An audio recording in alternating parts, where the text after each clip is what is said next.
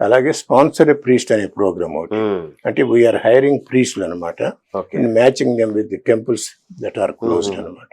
ధూపదీప నైవేద్యం అనేది అది ఒక పెద్ద ప్రోగ్రామ్. అలాగే వీల్ కండక్ట్, మేము చెప్పాను కదా, యోగా మెడిటేషన్ క్లాసెస్ అయిన ఇలాంటివన్నీ చేస్తున్నాం అనమాట.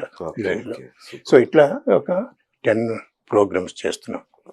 సో ఈవెన్చువల్గా ఏమిటంటే మన భారతదేశాన్ని మనం కాపాడుకోవాలి కాబట్టి we have to make our Hindus wake up to the reality.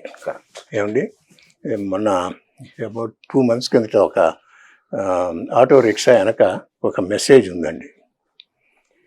Please do not sound horn, please do not sound horn, Hindus are sleeping.